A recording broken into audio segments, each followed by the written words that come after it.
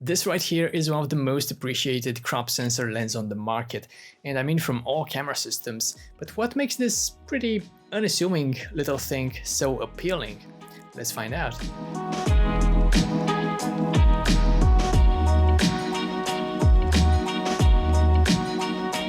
Today we're discussing the Sigma 30mm f1.4 lens, and this is the Fuji mount, but it's available in most of the mounts out there. So we have for Sony, we have Nikon, we have Micro Four Thirds, pretty much everything except Canon RF, of course. And in fact, you can let me know yourself if you like the look of this lens, because it's going to be recording this entire video, minus the intro you just saw, but it's going to be recording this video at f1.4, fully continuous autofocus, and yeah, we're gonna see if it's got any challenges, any hunting for focus and stuff like that, which obviously we don't want in video. So first off, let's talk about versatility. The Sigma 30mm is a prime lens, meaning it's a fixed focal length. And at 30mm, it's pretty good at a variety of different scenarios, from street photography to portraits to even landscapes. And on top of that, usually from prime lenses, we expect a better image quality. Talking about the build quality, Sigma is renowned for its craftsmanship, and the 30mm is no exception to that. It's solidly built, yet compact and lightweight, making it a perfect companion for your Fujifilm camera, and not only. Starting from the box even, everything about this lens is very understated and modest on the outside, and that's something I appreciate about Sigma, but don't be fooled by this modesty. It's capable of great things. It's part of Sigma's contemporary lineup of lenses, which strikes a perfect balance between cost and capabilities. The design language, I'd say, is classic Sigma, and it's more in line with a Sony camera than a Fuji, for example. All around the metal mount, we have a rubber gasket, which helps with water resistance. The filter thread size is quite small at 52mm. It's also made in Japan, so that right there is peace of mind for many people. They also include a lens hood in the box, which is more than I can say for some brands. I won't name names, but you probably know them. Okay, so let's keep it short and sweet. What are the main reasons why people love this lens so much, and why you might want it too? It's what we call a fast prime lens, and basically what that means is the aperture of the lens opens up a lot, letting in a ton of light. That F number you see in the naming, f1.4, that's pretty good. You want to see that. Being able to capture more light, that means it's great in low light situations and indoors. So you won't have to crank up the ISO and you will have less noise in the image.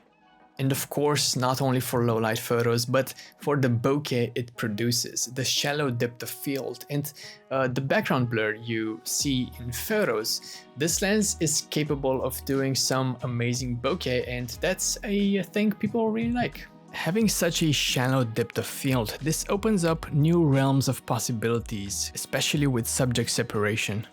Here you can see how the bokeh balls look, and they are quite pleasing to me. Another reason is the image quality you get, and I hinted at this a bit earlier, but the image quality is superb. I actually don't have anything to say wrong about this lens. I really like how this lens renders colors as well, so let's take a look at some more examples.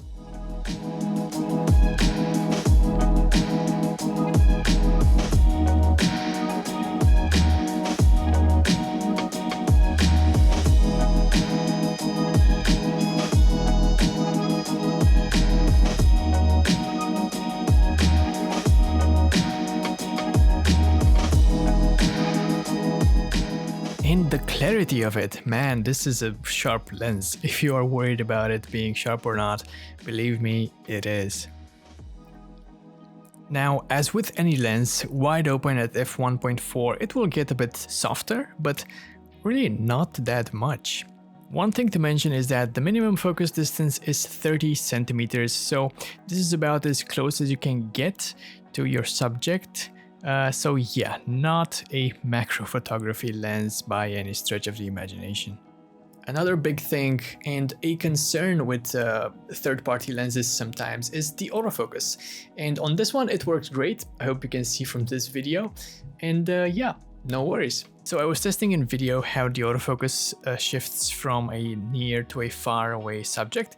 And as you can see, it's pulsating a bit just before locking on the subject. But yeah, it's not too bad, and also the speed can be adjusted. At least on Fujifilm cameras, there's a lot of settings you can play with to make the focus work differently. For photos, it all happens instantly, it's very snappy, and yeah, no issues.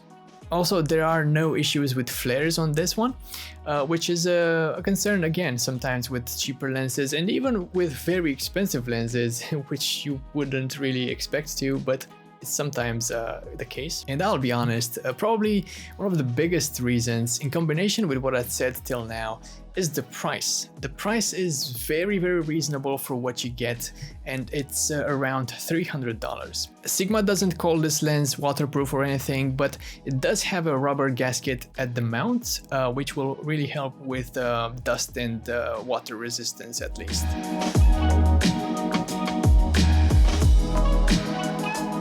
But we gotta talk about the cons of this lens as well. And there aren't many, but we can find a few if we nitpick. For example, there are no controls on the body of the lens other than the focus ring.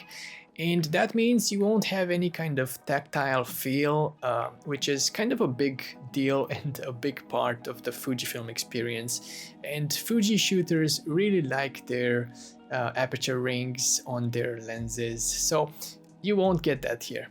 Also, you don't get any kind of image stabilization built into this lens, but I wouldn't really expect to find it here at this price point, and usually it's a common thing with prime lenses to not have a image stabilization because they are so fast that it's usually not a big deal. On top of that, if you have in-body image stabilization built into your camera, like the X-T4 here, there's really no issue. You will find some chromatic aberration with this, especially wide open, but again, it's not a biggie because you do have correction profiles built into Lightroom, so problem solved.